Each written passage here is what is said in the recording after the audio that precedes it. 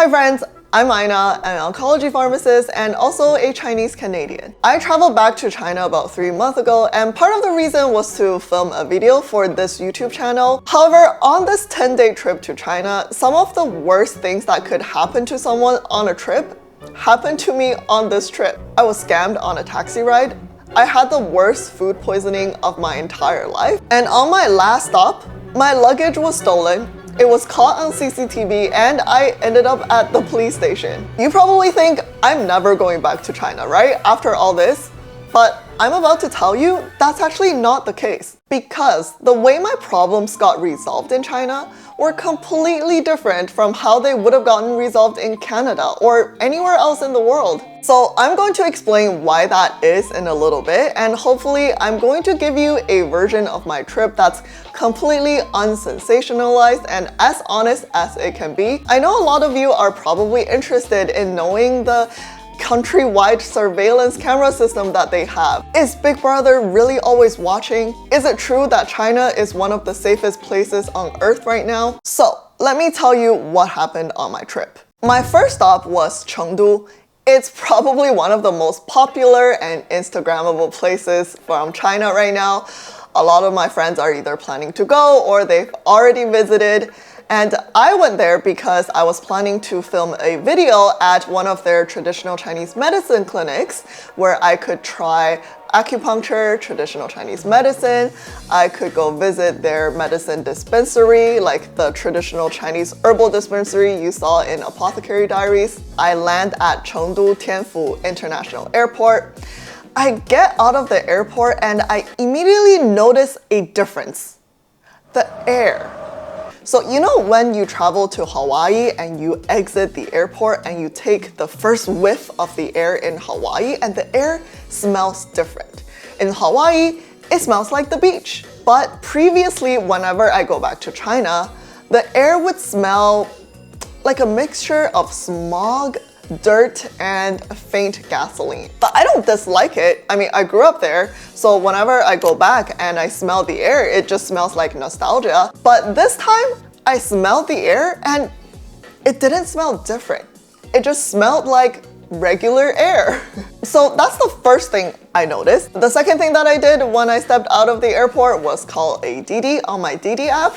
If you didn't know, Didi is like Uber. I get on my Didi and it was about a 1-hour ride because Chengdu Tianfu International Airport is actually quite a long way away from the city. And my hotel was quite in the center of the city where the ISF is and where the League of Legends main event was held. I had no idea that was happening until I got there. This 1-hour ride was about 65 kilometers long and it costed me about 113 Chinese yuan, which is roughly about $25 Canadian. Now, what this total doesn't include is a 39 Chinese yuan toll fee. For anyone that's driving in and out of the airport, this is just the regular airport toll fee that anyone has to pay. So normally, if you're on a Didi ride, this is what usually happens. You let the Didi driver deal with the airport toll fee, and at the end of your trip, they'll add the 39 yuan to the total of your Didi trip, which is 39 plus 113. So at the end of my trip, my total became 152 yuan, which I could pay this total amount directly through the Didi app. Nothing too complicated, right? But keep this in mind, because in 3 days' time, this is how I will get scammed. During my 3 days trip in Chengdu, the first thing that I did was to film my video at the Torrentang Medicine Clinic. It was so much fun and honestly a really great experience for me as a pharmacist. The League of Legends Championship main event was also super fun and electric. I could feel the crowd and energy, even though I'm not even a League player. I'm a Dota 2 player actually. It was still really fun to be around the crowds and the cosplayers and all that events. And the food was, oh my god, so amazing. As soon as I checked into my hotel, I just walked right downstairs out of my hotel and just found any street food I could find, and I tried this really tasty pork hock dish, and I had the spiciest hot pot I could ever find, which is probably not a very good idea because my stomach's also not very good. This will come up later in this video as well. Also, I remember going to this traditional Chengdu stir-fry restaurant. We ordered this authentic dish and we devoured it. We actually ordered a second of that exact same dish and we devoured that as well. It was just so good. And the hotel that we stayed at in Chengdu was also super interesting.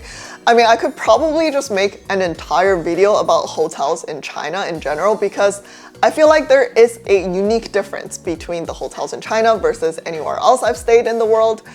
This hotel had a ginormous LED screen the moment you walk into the lobby, but they also have these little budgies that were just hanging around in the lobby, just chirping.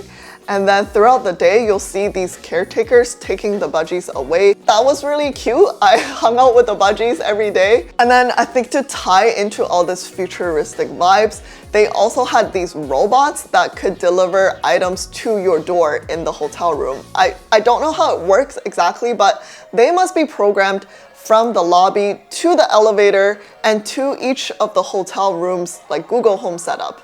Obviously, it's not Google Home. I'm not sure what brand they have. It's some sort of smart home system in each of the rooms that the guests stayed at. So the robots know exactly which floor they should go to. They'll press the elevator automatically. And once they're on this floor, they must have been programmed through a map in the hotel, and they can know exactly which room they need to arrive. And once they get there, your in-suite smart home display actually will chime and it will ring the doorbell. It will let you know that someone's at the door doing a delivery. You open the door, surprise! It's not a human, it's a robot, and you just open up the robot and you take out whatever you needed to be delivered. And you hit a button to send the robot back to the lobby. But that's all super fancy and futuristic and really cool. I bet you've already seen that on YouTube or TikTok. But this hotel that I stayed at, the first night, for some reason, they didn't have air conditioning. My room was 27 degrees and it was so hot, I could barely sleep that whole evening. But 3 days went by super fast and it was time for me to go back to the airport. I pulled up my Didi app and I entered the destination, Chengdu Tianfu International Airport. I looked at the price and it was about the same as when I came from the airport. That's great. I called my ride. I waited for about a few minutes and my ride showed up. He got out of the car and he helped me with my luggage. He put them in the trunk, opened the door for me, very kind of him, and went back to the driver's seat. So until this point, nothing memorable has happened and everything seemed like it was going fine. Until this driver said to me in a really nonchalant voice, "Hey, by the way, you're gonna get charged double the airport toll fee, so just make sure you pay that at the end of the trip, okay?" At first I thought I heard wrong, so I go, "Wait, what do you mean? I'm gonna get charged double?" And again, he says in a really casual voice, "Yeah, that's just the way it is. You get charged double on the way back to the airport. So you're just gonna have to pay that, okay?" Wait, but I only paid one toll fee when I came from the airport. How come it's double now? And this is where he started getting a bit annoyed, agitated, and he started raising his voice and he started to explain to me, "Well, this is just the way it is. All right, when you come from the airport, you pay one toll fee. That's all good and dandy. But on the way back, it's customary to charge 2 toll fees because you know what? When we drive you guys to the airport, we end up having to wait hours. I mean hours because of how many freaking Didi drivers there are around the airport. And we all have to enter this lineup system. So by the time I get there, I'll have to wait for up to 5 to 6 hours before I can pick up my next customer to drive them back to the city. So the second airport toll fee that we charge is to compensate for the hours that we're gonna wait around at the airport, not having any business." Keep in mind, all this time, the dude was still driving, okay? And if you know nothing about taxi drivers in China, you should watch my previous reaction video to Trash Taste talking about their Didi rides in China. And let me tell you, you already feel like you're in mortal danger all the time. And it doesn't help when your driver is pissed at you and just sort of yelling at you while driving. It was super scary. I was sitting there and I was quickly running through the pros and cons in my head. One toll fee is 39 yuan, times 2, that's 78 yuan. That's about $15 Canadian. That's not cheap at all. But on the other hand, his story seemed quite believable. Like, I do believe that by the time this guy drives to the airport, drops me off, he needs to pick up another customer to drive back to the city to make his money, right? And I do believe that because there are so many people in China and there's so many Didi drivers, they've got to have some sort of first come first serve system where, the mass number of Didi drivers have to line up to be able to grant it a customer. Plus, that means if I say no to him at this point, I'm gonna have to get off this Didi, I'll have to call another one and wait some more time, and the next driver might potentially tell me the exact same thing. And during this half a minute, my Didi driver was racing on the street. My mind was racing doing this little debate with myself. My heart was racing as well. But, afterwards, I just told him, you know what, fine, I'll pay that. I still had no idea about the scam I was getting myself into. And it was not just paying double the airport toll fee. I agreed to his terms. The dude calms down. And when he calms down, I calm down, and the dude becomes really normal again. And we just have this world's most normal Didi ride back to the airport. And once in a while, he'll talk in his nonchalant, casual voice again, and he'll, just make small complaints to me, like how hard it is for a Didi driver out there to make money now, and how he has to drive, up to 12 hours a day just to make a few hundred yuan. I understand, I feel for the guy. It's definitely a competitive market. So I nod along and agree with him. Yeah, our Didi ride felt pretty fast, and next thing we know, we're approaching this airport toll station, and just as normal, the guy pulls out his phone and opens his payment app, and he pays for that 39 yuan toll fee. All good and normal. We keep driving to the airport, and as we are about to approach where he was going to drop me off, the dude, again, very nonchalantly, god damn it, he was so good at this. He was acting so casual for a scammer. But he points to his QR code, which was printed and put in kind of like a sleeve on the back of his seat. And he points to that QR code and says, hey, you can just transfer me that 78 yuan. If you didn't know how payment system works in China, most things are paid through two apps, either WeChat Pay or Alipay. There are now some other ones out there too, like UnionPay's cloud app thing. But anyway, the two biggest are still WeChat Pay and Alipay. And it's really normal for drivers or merchants to have their QR code printed. And all you do is you pull up your app, you scan their QR code, and you send an e-transfer of your money. So again, up to this point, this all looked super normal. So I scanned his QR code, I open up my app, and I transfer him 78 yuan, which is 2 times the airport toll fee. As I was walking towards the airport entrance, I was looking on my Didi app. The total amount of my invoice looked pretty normal. It was about the same as when I came from the airport. But I always have a habit of looking into the detailed invoices, and I physically stopped in my track. One hand holding my phone, the other hand holding my luggage. I physically stopped in the middle of the busy airport lobby. The driver had charged a 39 yuan airport toll fee a third time directly through this app. He had the audacity to ask me to pay 2 times the airport toll fee directly to him through his QR code and charge me a third time through the app. This is when I said enough is enough. You can't scam me like this. Okay, I know I don't sound like a local. I don't know if the guy knows I'm Canadian. Probably not, because I was speaking Mandarin, but I'm not from Chengdu, so I don't have a local Chengdu accent. So he probably knows that I don't really know the rules around the city. But you can't scam people like this, okay? And I decided I didn't keep my Mandarin skills for nothing. So I decided to report this guy. So after checking into my flight, I was waiting in the airport.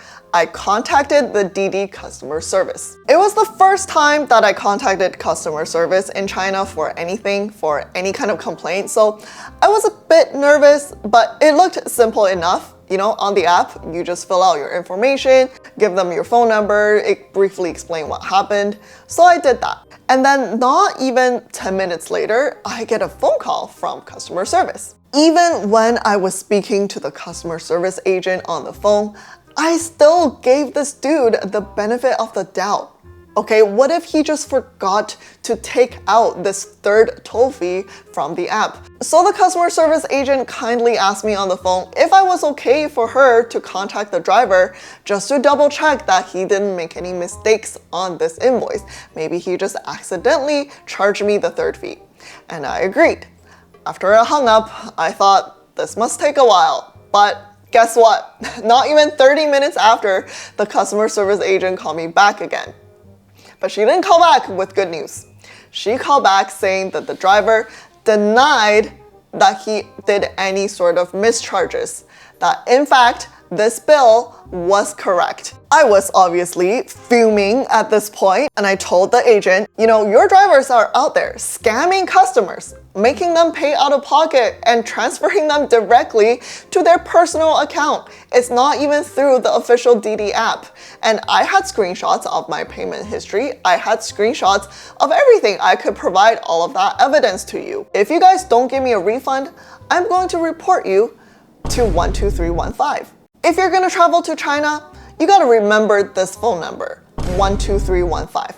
This is the reporting line to an organization that I can best translate as the Ministry of Market Regulation. So what they do is, if you're a consumer and you notice that a business has operated in bad faith, or in my case, someone has tried to scam you, and as a consumer, this is the organization you can go to. In Canada, I don't think we have an organization like this. Do you guys know? Let me know in the comments. I think the best thing we can do in Canada is probably just to call the police. As soon as I hit her with that, she took me seriously and she said, all right, ma'am, what am I gonna do is I'll talk to my supervisor, I'll explain everything, and you have to send me all of your screenshots, all of your payment history, so we have enough evidence, and we'll see what we can do for you. And I say, no problem. I hang up the phone and I send her all of my information. It's about time that I board my plane. It's about a 3-hour flight to my next city, which is my home city. And on this plane, I was thinking to myself, this dispute is probably the worst thing that's gonna happen to me on this trip, right? Oh boy, was I wrong. 3 hours later, I land in my home city, which is called Zhengzhou. I pull up my phone as soon as the plane lands, and I couldn't wait to turn my phone on because I was about to tell my family that I arrived. You probably haven't even heard of the city Zhengzhou, but it's actually not a tiny city at all. It's massive. It has a population of 13 million people. That's the same as the entire California. And the vibes are entirely different from Chengdu. If I compare Chengdu to a person, it would be like a teenage underground rapper wearing ripped jeans and baggy clothing, smoking a cigarette. Versus Zhengzhou, it would be like a middle-aged businessman wearing a gray suit with a briefcase. Not even 10 minutes of arriving at the airport, I get my third call from Didi, and I really didn't expect them to call me back in the same day. Because in Canada, when you hear something like, I'm gonna escalate this to my manager, you give it, at least 1 to 2 business days for them to work things out in the background. So for them to get back to me within 3 hours I was really shocked. So I take the phone call and of course, it came back with good news. I was gonna get a refund of 78 yuan to my account. I did a small victory high five with myself on the inside. But this is one of those victories where you kind of knew that you were gonna win, right? I know that they're on the wrong side. They have to give me this refund. There's no way that they can just get away with this. So I was kind of just waiting for them to admit that they were wrong. But it was still a good win, so that really made my day. So I hopped on to another Didi and I was on my way to my family dinner that evening. About 4 a.m. in the morning, I opened my eyes. I didn't wake up from jet lag, but I woke up from a very sharp pain in my stomach. Now, this section of the story is going to get very medically accurate, okay? And if you're not into listening to this kind of things, I totally get it. Just jump to the next time step. If you're staying, then consider yourselves warned. You know that feeling when you have this sharp pain intermittently that's coursing through your intestines? And that's when you probably are gonna have food poisoning. But typically you go once, you hopefully get rid of the harmful bacteria that's in your intestines and you'd be all good. So I thought this has gotta be like that because, you know, at family dinner, I ate a lot of random things, so maybe some things didn't agree with my body. This was different, and I started to feel a little bit nauseous. I started to feel a little bit dizzy, and my stomach pain wasn't fully gone. But I was just too sleepy. This is 4 a.m. and I already had a really long day and I couldn't stay awake. I fell back asleep. 30 minutes later, I woke up again. And this time, I was in worse shape. The pain came back worse. I was really dizzy and nauseous, and I started to have sweats all over my body. And also, my mind was just so unclear. It was as if I was drunk, and the pain was getting so bad to a point where I had to bend over my body to try to ease the pain. As I was bent over and I was sort of moving myself to the bathroom, I realized I really had to throw up. And this is where it all started. This ongoing, non-stop pain and nausea, vomiting and diarrhea. And this lasted for hours. On top of that, it was honestly the worst stomach pain I've ever experienced ever in my life. I remember thinking to myself, if going through labor was going to be more painful than this, then I'm never having a kid in my life. I think I know what I really need, which is an antibiotic called ciprofloxacin. This is one thing that I forgot to bring with me on this trip, and I really need it at this point. So desperate, thinking to myself, I might as well give it a try. I opened my delivery app, which is called Meituan, and I tried to search ciprofloxacin in Chinese and see if there are any pharmacies out there that could sell this to me. And unfortunately, it's a prescription item, which means I'll have to get a prescription from a doctor, and this is 5 a.m. in the morning. How the hell am I supposed to? Oh, wait. On this app, there's a button called 24-hour doctor consultation. Is that even real? There's an emergency doctor that's doing consultations over the app to anyone needing a prescription? Well, I can't question it now. I really need my drug. So I click on that button and right away a chat screen pops up and it has an automated message saying, "Hi, this is the doctor 24-hour service through the Meituan app. How can I help you?" I just type in my symptoms and I type in what I'm looking for and the drug name that I want to buy. And it actually connects me to a doctor. And the next thing I know, I'm actually talking to a doctor over this app. And after a few back and forth, the doctor says, "Yep, sounds like you have a bad case of food poisoning. So I'm going to prescribe you the antibiotics that you want, but I'm also going to give you this one other medication that's very commonly used and it's really gonna help with your stomach pain.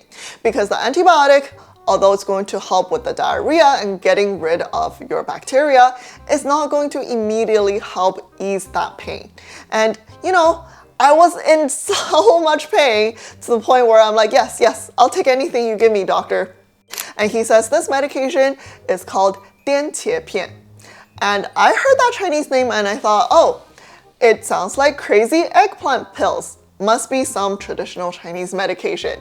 I'm totally okay with taking that. I already had my full traditional Chinese medicine experience at the Chengdu Tang. Yes, I will try this, doctor. While waiting for my delivery to come, I was, of course, drifting in and out of sleep, going back and forth from the bathroom to the bedroom. Finally, my delivery came and I took my pills right away. I did kind of question what this crazy eggplant pill is. You know, it does sound quite herbally, but again, I thought, hey, he said it's really commonly used, so what harm could it do, right? Turns out that later I found out this is something called belladonna. And belladonna is a banned substance in Canada because it's one of the strongest poisons out there. You can literally get poisoned to death from taking this substance. And in the ancient times, women used to try to look more beautiful by taking small amounts of this substance and their pupils would get dilated. Because it's something called an anti-muscarinic agent, it will dilate your pupils, it will dry up all your body fluids, and it will slow down your GI tract, which is why it helps with the stomach pain and the diarrhea, but just in a really strong and poisonous way. Well, through this morning of suffering, on on this very fine morning of my hometown's hotel bed,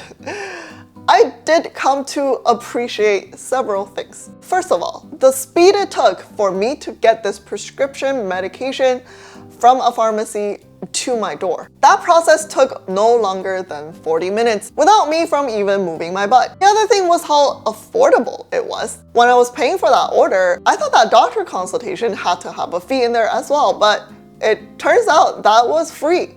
And I only paid 20 something yuan for both medications, the ciprofloxacin and that crazy eggplant pill. Actually, it looks like it was a good thing that I bought the belladonna because the ciprofloxacin was less than 20 yuan on its own, and each order had to be above 20 yuan for them to deliver. And the third thing was that because I was so sick, I called the hotel lobby begging them if I could have a later checkout. Originally, my checkout was already pretty late. It was at 1 p.m. which is kind of unheard of because all of the North American hotels, I always had to check out at 11 a.m. sharp.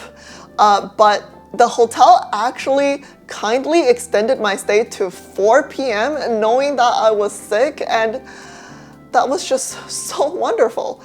And even though I was sweating, I was moaning, I was almost crying from all this pain and suffering, I did feel like I was being taken care of. I had my problems, and they were able to offer me good solutions. And what happened on my bullet train ride immediately after this was probably one of the most heartwarming things ever. So I finally had to check out of my Zhengzhou hotel that day. My next destination was Hangzhou, where I was supposed to meet up with some friends, and this bullet train was going to take about, I think, 4 to 4.5 hours. I found my seat on the train. I bought myself a bottle of water, a bottle of juice, and some grapes so I can stay hydrated and replenish on some electrolytes.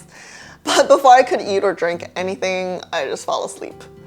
And about an hour or so into the train ride, I woke up. Not only was I drenched in sweat, I also felt extremely cold inside. I was shivering, but my face and my head was burning. So I know that I was having a fever. This day just couldn't get any worse, right? But you know what made it all better? I called over the train attendant because I was so cold and shivering, and I asked her, hey, I think I'm having a fever right now and I'm feeling really unwell. Do you guys have a blanket that I could use? And she immediately said, yes, she'll go fetch me one. She leaves and she comes back with the blanket, and I'm super thankful. I tucked myself in, and she asked me, hey, are you feeling really cold? I can turn on the temperature for a couple of degrees if you like. And I said, yes, please. That would be really, really comfortable. I think the current temperature, and it's really funny, they actually have the temperature reading going through on a little screen on top at the front of the train. So I remember the current temperature was 23 degrees. She turned it up to 25 degrees, which was nice and toasty. I know it's kind of warm, sorry everybody else, but it was very comfortable for me. And after she did that, she came back, she grabbed my box of grapes that I bought earlier, and she went to the kitchen and she washed them for me.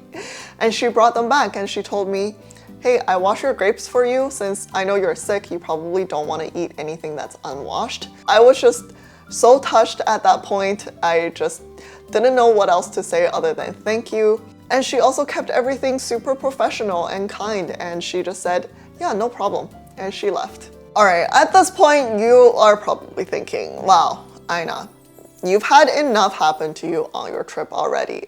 Everything from here on out should go well, right? And yes, the next few days did go extremely well. I hung out with my friends in Hangzhou. They bought this new EV vehicle for their newborn baby, and wow, I've never seen anything so high-tech in a car. Instead of a TV, they had an entire projector screen that's auto-retractable, and there's a small projector that's installed on the back of the car where the kid could watch cartoon, and the car is, of course, auto-driving, auto-parking, auto-everything. And there's this Akihabara kind of like area in Hangzhou where they have a lot of anime and manga and gaming merch, and It was just a lot of fun to explore, and I went to a few other cities as well. But because my trip was so tight and busy, I didn't really recover back to my 100%. I was still kind of sick from that food poisoning episode. I didn't have my energy or focus back, and I think all of this contributed to the last incident on my trip, which was in Shanghai, China. Someone stole my luggage at the airport. Throughout my whole trip, I was only carrying one medium-sized luggage and one backpack. So I always just have one hand on the luggage. The other hand, I could be on my phone or doing something else, and my backpacks are always on my shoulders. The luggage I had was black, just regular plastic shell covering, nothing fancy, nothing unique.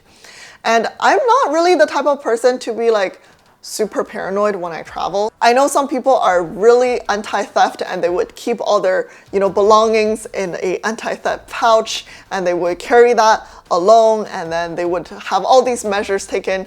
I'm not that good with my stuff, but I'm also not uncareful. Like, I'm always watching out for my stuff, or so I thought. And we're about to find out later that when I see myself on the CCTV that I'm not as careful as I thought I was. So right after I land in Shanghai Pudong Airport, I grabbed my luggage from the carousel. So I went to a few shops thinking I'm going to do some shopping, that I'm going to have a really good meal, that I'm going to take a Didi to my hotel and have a good night rest. And the first shop I went to was a bit busy. So while waiting for the shop attendant, they had these sofas near the waiting area, and I was a bit tired. So I put my luggage in front of me, I put my backpack down on the sofa, and I rested for a bit before the shop attendant could come and help me. The next moment I look up on my phone, my luggage was gone. You know when your body is in immediate stress, but from this self-protection mechanism, it doesn't let you think that you're in stress.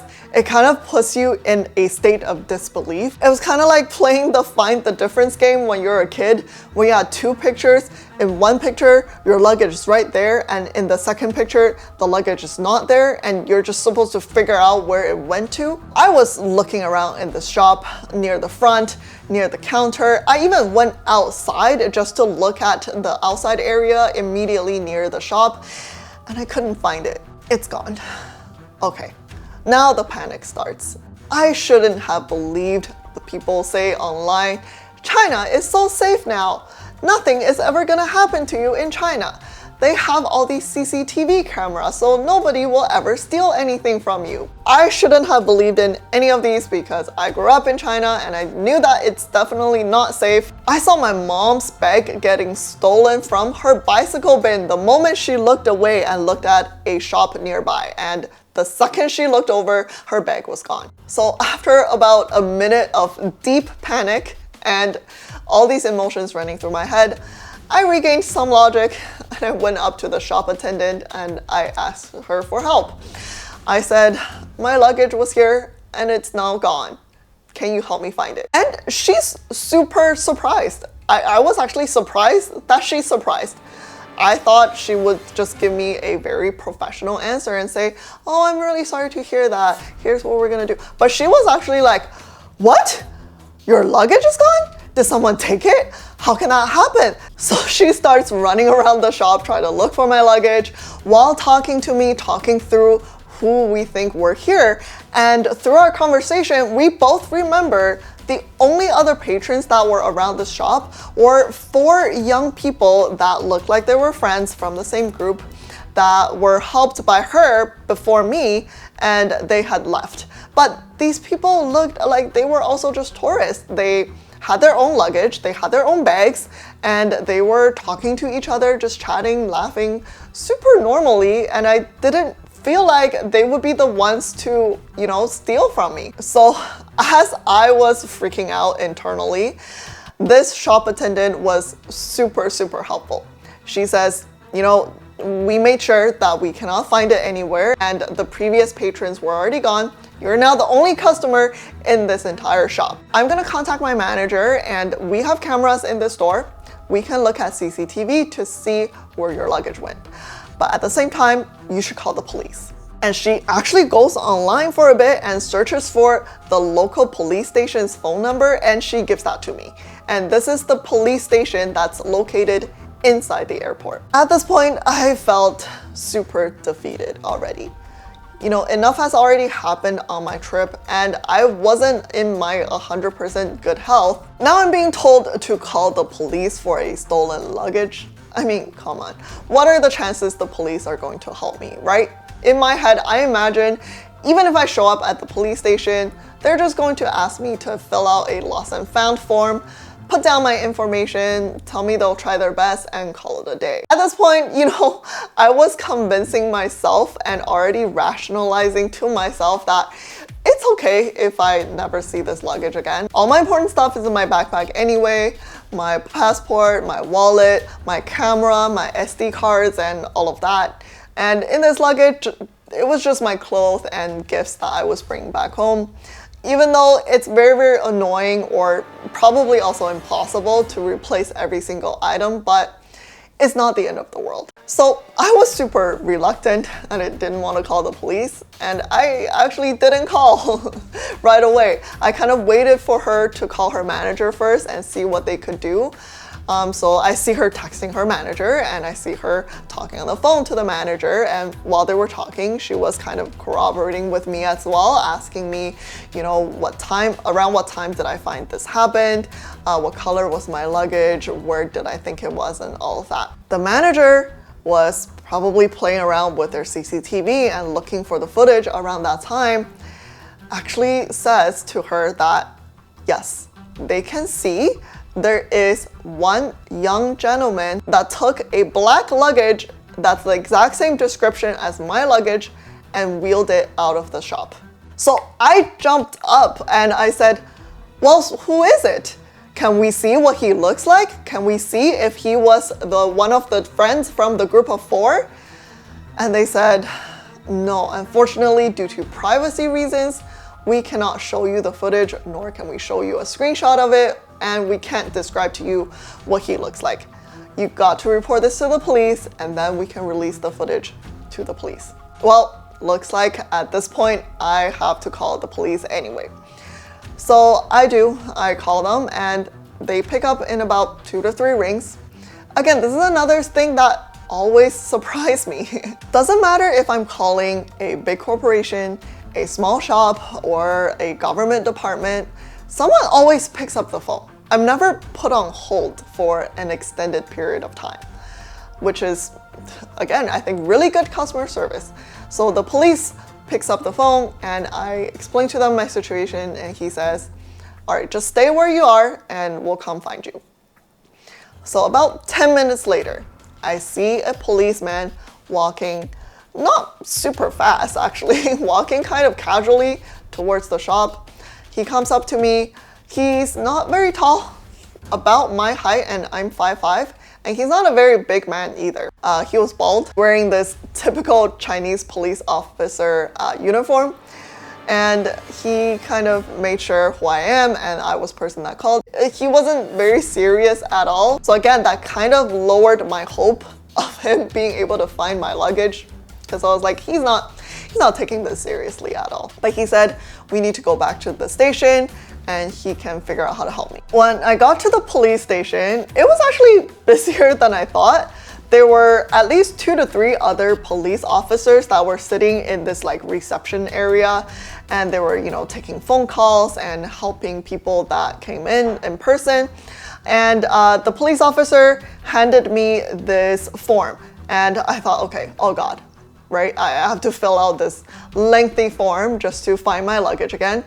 But it turns out it was just like a check-in list. Half of the page was already full, and I just had to write down my name and information and my passport ID, and it was just 1 line. That's a lot simpler than I thought. And he asked me to sit down in the visitor area section, and he says he's gonna go to the back room and he's gonna go through his footage. I sit there and I start to just kind of zone out because I was quite tired at this point, as you can imagine. And I took this photo as well. I don't think I was supposed to, so please don't tell anyone. During this about 15 to 20 minute wait, there were 2 other groups that showed up at the police station. The first one was a Chinese guy. He was, I think, around the early 30s, and he came in speaking Chinese to the police officer. And he said he lost his zhong. He thinks he either lost it at Starbucks or he may have left it at the waiting area chair at the airport lounge. Again, all these police officer dudes were super chill, like they weren't super serious at all. And I've had to deal with police a few times when I was in Canada, and they all had this like really serious, intense vibe. And when you talk to them, you can't help it but feel a bit nervous. But the police officers in China had a completely different vibe.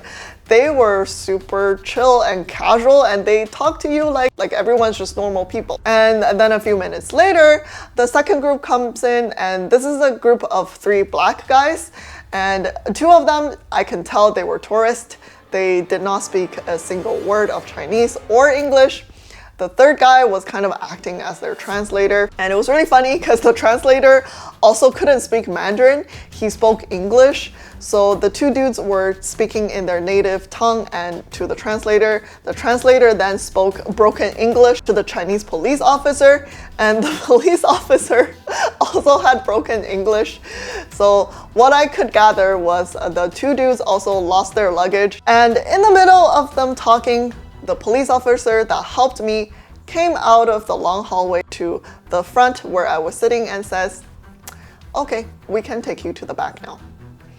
I immediately got nervous because I've never been to the back office of any police station in any country. I get up and I follow him through this corridor all the way to the back office. And when the door opens and I look into this room, my jaw actually dropped and I was stunned for a few seconds. I knew this was going to be a monitor room for the camera footage, and I was just picturing, you know, those security rooms that we see in the movies? It's a small, tiny, dingy room, and they'll have 1 or 2 computer monitors with a 2x2 or maybe maximum 3x3 camera footage on screen, right? This was an entire wall of screen. And the entire wall of screen are covered with different camera angles from all over this airport. It was like that scene from The Matrix. This entire room is dedicated to CCTV surveillance. At this point, I realized what I've been hearing, it's all true. Yes, there is camera everywhere. At least in this airport, you cannot hide from the camera.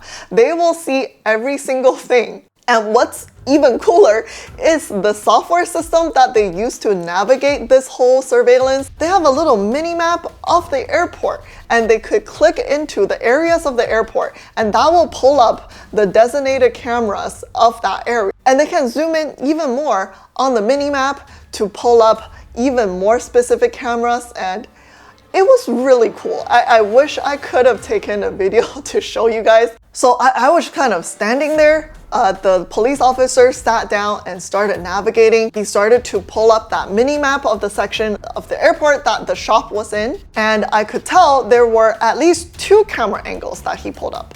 One was outside of the shop looking directly at the entrance of that shop. And the other one was the camera inside the shop looking towards the entrance. And this is when I also realized the police also have access to the in-store camera footage that the shop lady had access to.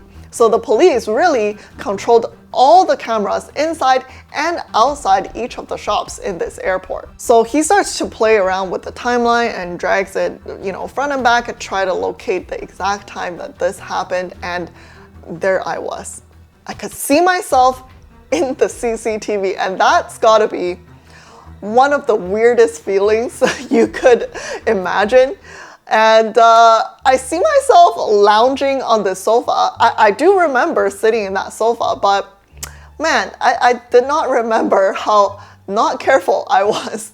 I was basically like lounging in the sofa. My phone was right up my face, and my luggage was about at least 2 meters away from me. It was more like in the middle of the shop instead of close to where I was sitting. And the police just had a soft chuckle when he saw this scene. He just went, and I didn't know what to say or how to react. And I was, you know, I was pretty embarrassed with myself as well. So I also chuckled. So we both just kind of like chuckled at each other. And okay, after we see that this luggage was in the middle of the shop, one of the 4 people from the other friends group that I said was the only other patrons in this shop, we see him take this luggage, and he took other luggages as well, and the 4 people as a group left the shop. And from the other camera angle, you can see these 4 people exiting the shop and walking into the airport. But he didn't really look like he was trying to steal it. Really, he didn't look like he was. He kind of just looked like he was trying to gather the luggages around him, but I don't understand, why would you take someone else's luggage? Like, why would you not pay attention to looking at what luggage you're taking, right? But I guess I can't blame him because I also wasn't paying attention to my own luggage. So I turn around and I say to the police, hey, this guy took my luggage. And the police says, yeah, what do you think? And I say, well, I think it doesn't really look like he was trying to steal it. And the police officer also says, yeah, I agree with you. He just looks like he might have taken it by mistake, but we won't know for sure until we speak to him. So we're gonna give him a call. Oh yeah, sure. Wait, what? You're gonna give him a call? How do you know who he is? How are you gonna get his phone number? These are all questions I had in my head, but I didn't want to sound dumb, or I didn't want to sound like I was too much of a foreigner, even though they already know I'm a foreigner. So I didn't verbalize any of these questions. I just said, oh, okay, you can do that. That's great. I'll wait for you outside then. And not even 5 minutes later, the police officer comes out with his phone in his hand and hands it to me. And guess who's on the other side of the phone? It's the guy that took my luggage. The moment I grab the phone and I say hello, the guy sounded so apologetic and just started spewing words, and he says, oh my god, I am so sorry. I'm actually just a tour guide. I'm not friends with the other 3 people. The other 3 people hired me to drive them from the airport to their hotel. So I didn't know what their luggages looked like. I just sort of gathered all the luggages in front of me at the shop. So I just took your luggage by mistake. I really didn't know that was yours. But now we're quite far away from the airport now. I already dropped them off at their hotel, but don't worry, I'm going to ship your luggage to you through this delivery service. So you'll get it by tonight. And what's your hotel address? I'll do that right now for you. And please, can you cancel this police file from the police station? I don't want any records under my name and da da da da da. But as soon as he uttered the first few words and I could hear the tone of his voice, just a wave of relief washed over me. He at least wasn't trying to steal my luggage, or even if he was, he now is willing to return my luggage to me through a police officer witness. So either way, my luggage was going to be safely returned to me. And by the time I hopped on to another Didi that evening, went back to my hotel, my luggage was already sitting in the lobby. So my luggage arrived before I even arrived at the hotel. So is China really the safest place on earth? I really don't think so. I don't think everyone that you meet and every person that you talk to have the best intention, and I can't guarantee that you won't get scammed like I did when you are traveling to China. But what I can say 100% for sure is they have a good system for handling situations. When something went wrong, I knew exactly how to look for help, and the people that I reached out to had solutions. I don't think people are as verbally polite or nice as, let's say, compared to Japan.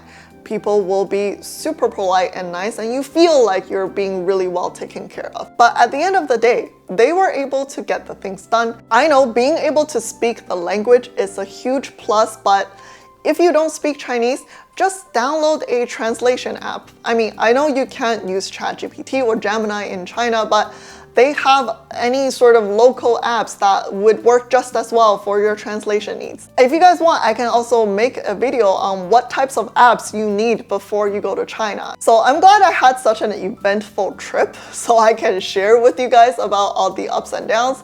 And I'm really glad that I came back in one piece. If you want to hear more from me, don't forget to subscribe and turn on the notification bell, and to like this video if you enjoyed it.